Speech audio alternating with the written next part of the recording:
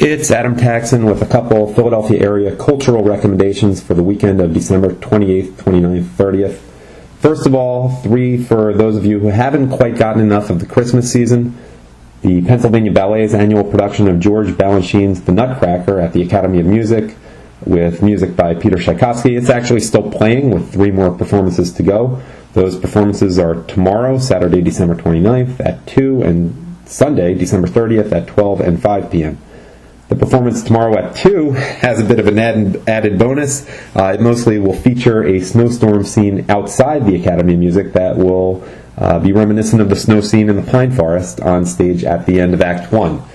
There are different casts for different shows, and so let me mention that the final December 30th 5 p.m. performance will feature the same children I saw in the 2 big roles when I saw it on Wednesday. That's Mary Lee Deddens as Marie and the Little Princess, and Christian Lavalle as Herod Drosselmeyer's nephew, the Nutcracker come to life, and in Act 2, the Little Prince. Let me mention that those 2 are, in addition to tremendously talented, well, they're particularly cute and have the perfect looks for the roles. And let me mention also that the child performer Juan Rafael Castellanos was great as the bratty brother Fritz.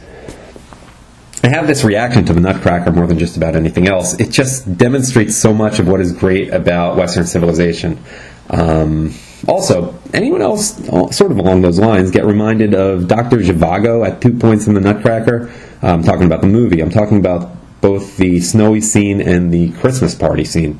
Just a random thought I had. But you can get more information about and tickets to the Nutcracker at paballet.org or kimmelcenter.org. Now, also through Sunday is Plaid Tidings at the Independence Studio on 3 at the Walnut Street Theater. That was a lot of fun. It's based on the musical Forever Plaid, and it is written by Stuart Ross, who wrote Forever Plaid. It's a lot of Christmas songs in a corny but really fun way. A lot of familiar tunes, Let It Snow and Have Yourself a Merry Little Christmas. Some great unorthodox commentary on Rudolph the Red-Nosed Reindeer and Frosty the Snowman as well. And there is something of a plot, sort of involving confusion and time travel, as well as Rosemary Clooney, but just a lot of fun. Again, I can't emphasize that enough. Great singing, dancing, and acting. It's appropriate for the whole family. And the intimate setting in the Independence Studio on the 3rd floor of the Walnut Street Theater, that helps make it particularly engaging, when it would be engaging to begin with. That you can get more about and tickets to at walnutstreettheater.org. That's theater with an R then an E. Also in the suburbs, This Wonderful Life, which had been extended, is at People's Light and Theater in Malvern, Chester County. The last performance is Sunday at 7 p.m. It's an actor named Jerry Richardson in a one-man adaptation show of the classic Christmas film It's a Wonderful Life. Takes it totally a different route this way. Very easy to follow, maybe even more meaningful and engaging and more concise. It's great. He's incredibly talented. Only one guy in one costume, but it's really, really worthwhile and moving. Captures the spirit and the morality tale. You just have to see it. I can only explain it so much.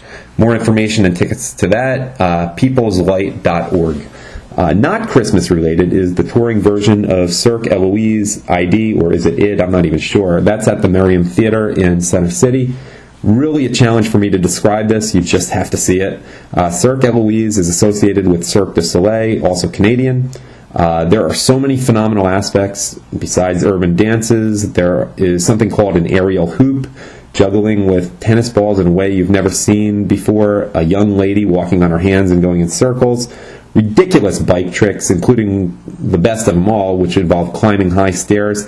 There's hand balancing, contortion. Things are just too hard to describe. If you like Cirque du Soleil, it's perfect, though on a smaller stage.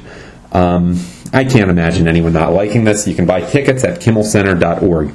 Also, the touring production of Jekyll and Hyde is at the Forest Theater in Center City through Sunday as well. I already published yesterday a very enthusiastic review to that. You can find that on my YouTube channel as Touring Jekyll and Hyde, featuring Deborah Cox, features pro-Second Amendment message, Adam Taxin review. You can get information about the national tour at jekylandhydemusical.com, or for tickets to the Philadelphia performances at kimmelcenter.org. Finally, I love the Walnut Street Theater's production of The Music Man, which is on stage. I just saw that recently. They do an outstanding job with one of the great American musicals, but I don't want to push that too much for this weekend because it doesn't close until next weekend. It runs through January 6th, and I'll have a full review of that.